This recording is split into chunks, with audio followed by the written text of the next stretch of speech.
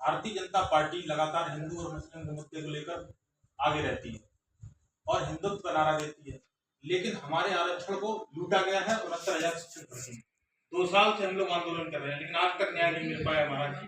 तो मैं आपसे सुझाव लेने आया हूँ कि हम भी हिंदू हैं, आखिर ये हमारे मुद्दे को इस तरीके क्यों आरक्षण हमारा लूट रही है, इसमें आप कोई राय दीजिए।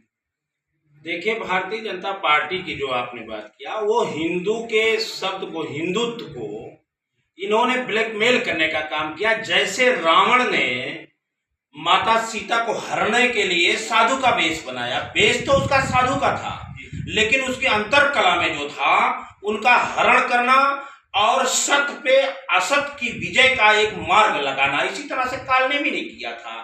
पहले तो ये समझना होगा, देश को समझने होगा कि हिंदुत्व क्या है, धर्म क्या है। धर्म वो है जो अपने चित्त वृत्तियों को अपने वश में कर लिया जाए, उस मार्ग से हमें मोक्ष की प्राप्ति हो, वही धर्म है। ये भारतीय जनता पार्टी के पीछे आरएसएस है।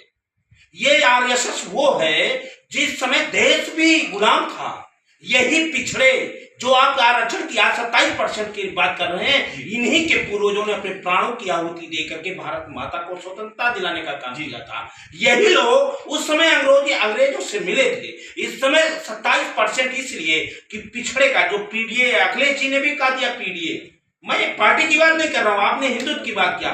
जो पिछड़ा है, पिछड़े के लिए अंधभक्त बनाते हैं, केवल हिंदुत्व का जोश चढ़ा करके, राम के नाम पे, गाय के नाम पे, गंगा के नाम पे, ब्राह्मण के नाम पे, हिंदुत्व के नाम पे और सनातन के नाम पे, भगवा के नाम पे एक जोश चढ़ा करके। क्योंकि पीडीए का लड़का, पिछड़े का लड़का जब सेना में भर्ती होता है, नौकरी लेता है, शिक्षा के क्षेत्र में जाता है, विधानसभा में पहुंचता, पार्लियामेंट में पहुंचता है, तो कुछ जो पाखंडवादी विचारधारा के लोग हैं, जो जातियों में अपने संस्कार को बढ़ाना चाहते हैं, जो जातियों के अनुसार कभी किसी को कुएं नहीं चढ़ने देते थे, कभी किसी का डोला नहीं जा सकता, आज इस देश में दलित राष्ट्रपति का वो सम्मान नहीं हो पा रहा है। तो ये सबसे बड़ा खतरा है।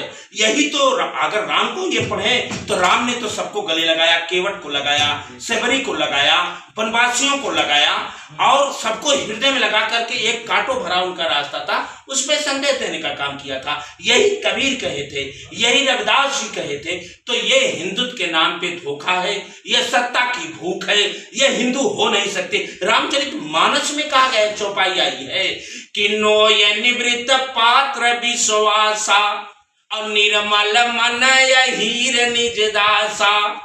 जिसका मन निर्मल होगा, जिसका मन निर्मल होगा, जिसका काम एक समान होगा, वही हिंदू होगा, वही राम का प्यारा होगा, वही कृष्ण का प्यारा होगा।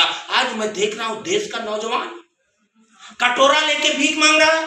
उत्तर प्रदेश में कोई भर्ती नहीं हो पा रही, कोई पेपर नहीं हो पा रहा है।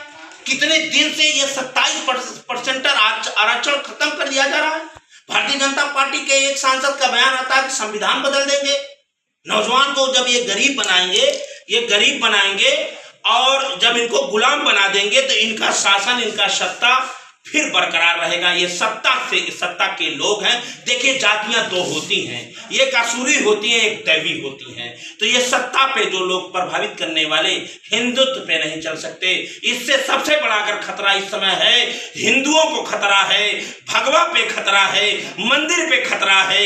नौजवानों को अगर गुलाम और बेरोजगार बनाने की कोई नीति नीयत है तो वो भारतीय जनता पार्टी का इसे विरोध करना, मैं घोर विरोध करना चाहता हूं। आने वाले समय में नौजवानों हथियार उठाओ और भारतीय जनता पार्टी की पाखंड वाली नीतियों को दूर करो।